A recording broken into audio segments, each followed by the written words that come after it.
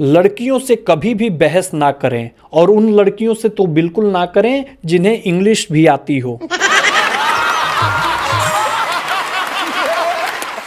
इन दिनों आप लोगों ने नोटिस किया होगा कि आजकल नए आशिक नस काटना बंद कर दिए हैं। पता है क्यों? क्योंकि वो पहले ही कह दे रहे हैं कि तुम्हारे लिए तो मैं जान भी दे दूं, लेकिन मांगना मत। अकेले जीकर आखिर करोगी क्या तुम?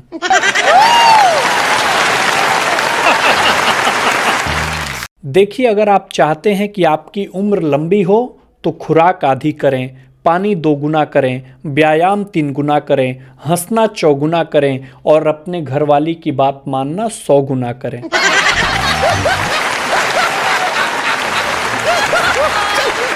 एक बुढ़िया हर साल अपने पति से दोबारा शादी करती थी। बिना किसी रोक टोक के सारा कार्यक्रम संपन्न हो जाता और अगले साल फिर वही सारा चीज दोहराया जाता। पूरे गांव में ये चर्चा का विषय बन गया कि आखिर इस बुढ़िया को हो क्या गया है।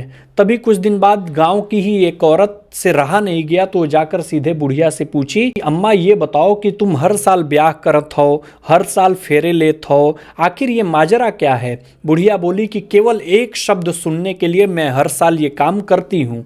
औरत बोली, कौन सा शब्द? बुढ़िया बोली कि जब पंडित जी कहते हैं कि लड़की को बुलाओ, माँ कसम मजा आ जाता है।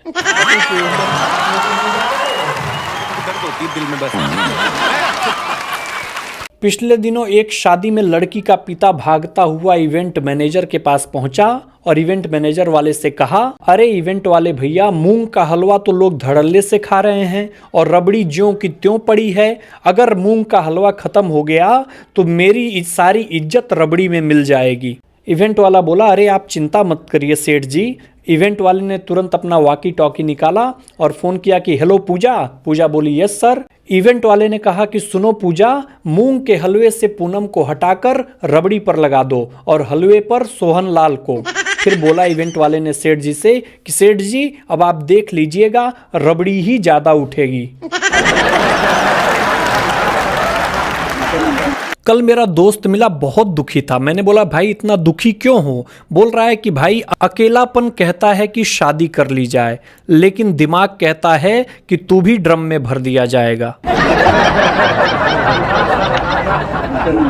एक टीचर ने बच्चे से पूछा कि बेटा ये बताओ, ना उम्र की सीमा हो ना जन्म का हो बंधन, इसमें कवि क्या कहना चाहता है? बच्चा उत्तर प्रदेश का था। बोला कि सर इसमें कवि भयानक रूप से सिंगल है और वो ये कहना चाहता है कि कैसी भी हो चलेगी।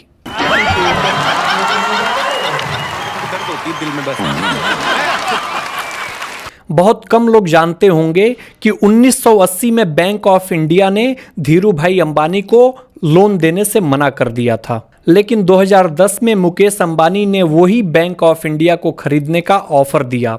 इस दुनिया में कुछ भी असंभव नहीं है।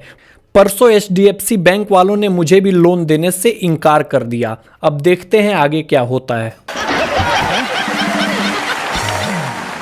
देखिए, राम को रावण ने वनवासी समझा, कृष्ण को कंस ने गाय चराने वाला समझा, और जो विपक्ष है वो अभी तक मोदी को चाय वाला ही समझ रहा है।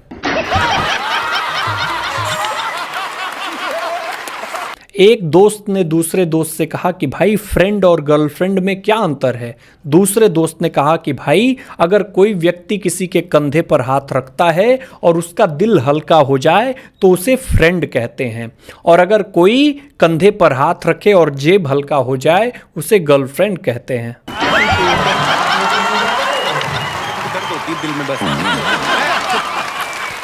किसी कागज पर अगर आप वजन रखेंगे तो वो नहीं हिलता है, ऐसा न्यूटन ने कहा है। पर सरकारी कागज पर अगर आप वजन रखेंगे तो वो तेजी से हिलता है।